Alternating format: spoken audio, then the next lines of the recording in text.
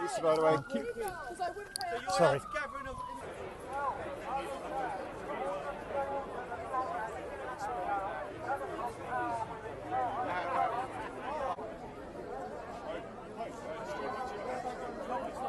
They don't lose each other. I'm protesting because they're violating our human rights. How are they violating your human rights? By locking me down, by forcing a vaccine.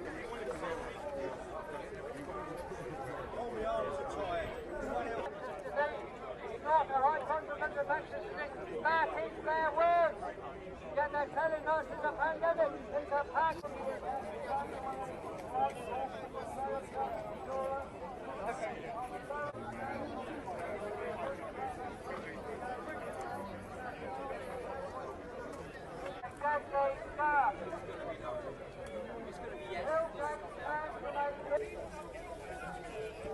Hey, how's it going?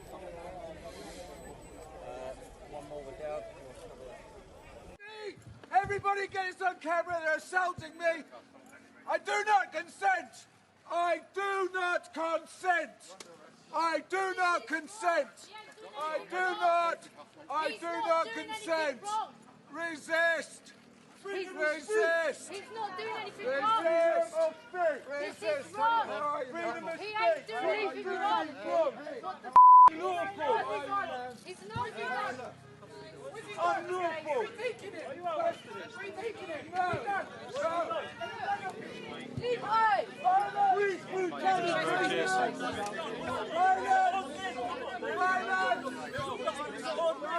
Why is he behaving like that?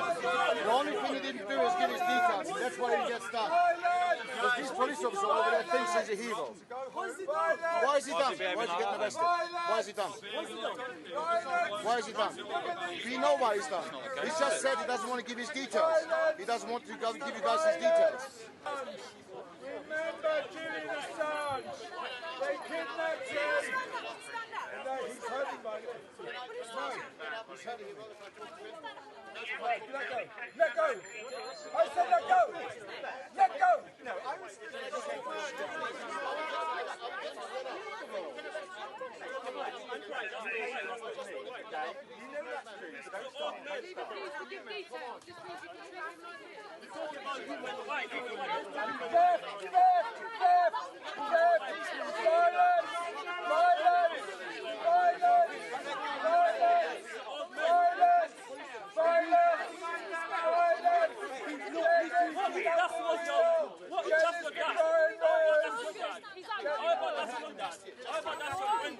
There's no human right.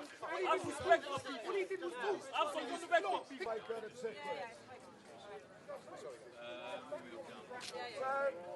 It's okay, come on, just stand up. We're all still here. We're all still here. Just stand up. Please just let go of his hand and let him stand up. He's an old man. He's an old man. He's not going to do you no harm, is he? No, but he's looking for brownie points. He's brownie points. Tell me anything, man. Get on. Come on, get up. Come on, man, please. It's all recorded, sir. Take this bag off the car.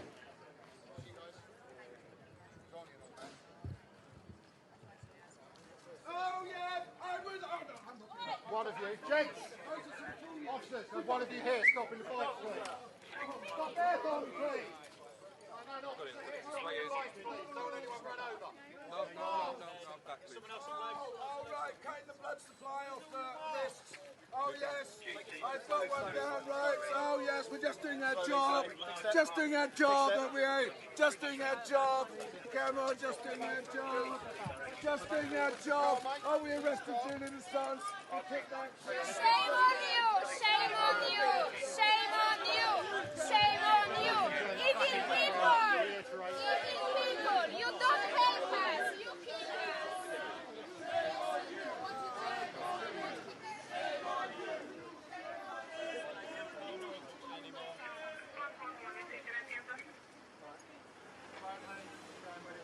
Are right here in the UK, at the University of Oxford and Imperial College London.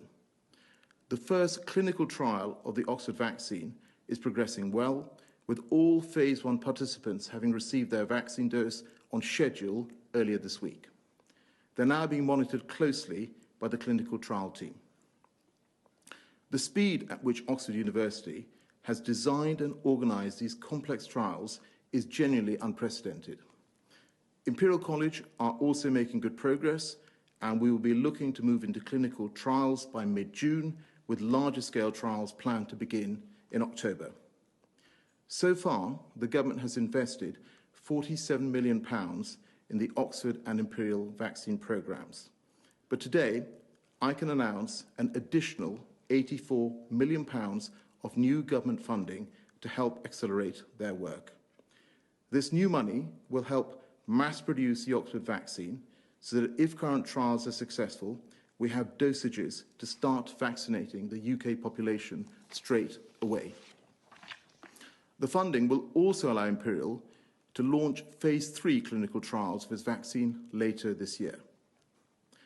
I can also confirm that with government support, Oxford University has finalised a global licensing agreement with AstraZeneca for the commercialisation and manufacturing of the Oxford vaccine.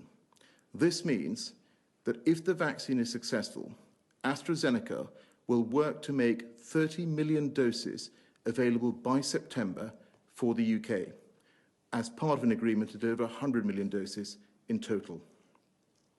The UK will be first to get access. And we can also ensure that in addition to supporting people here in the UK, we're able to make the vaccine available to developing countries at the lowest possible cost. To further support our domestic manufacturing capability, last month I announced that the government will accelerate building the UK's first vaccines manufacturing innovation centre, which is based at Harwell in Oxfordshire. And that is one of the reasons why we are being so careful about unlocking social distancing one piece at a time, because we absolutely don't want this to get out of control again. However, is it right and proper to prepare for emergencies? Is it right and proper to put ourselves in a good position to be able to deal with an upsurge of cases? Absolutely. And let me emphasise a couple of things here. One is that maybe people are just hoping and praying that this virus will just go away, as indeed I hope and pray it will. But the reality is that certainly until we get a vaccine, and only if we get a vaccine that is really capable of suppressing disease levels, will we ever be what we would call kind of out of this. And so from that perspective, we may have to live and learn to live with this virus in the long term, and certainly for many months to come, if not several years.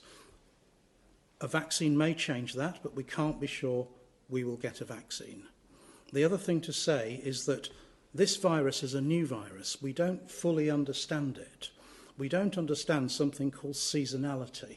And one of the things that's very clear, for example, with flu viruses, is that they come in our cold winters, and the levels of transmission and circulation decline over the summer months.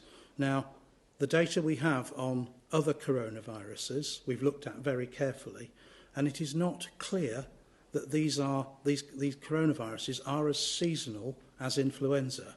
But there may be an element of seasonality, and it may well be that the autumn and winter conditions provide a better environment for the virus to then do its work again. So we have to be very cautious about that and plan for these kind of healthcare surges that we hope we don't need, but we want to be ready for them if they happen.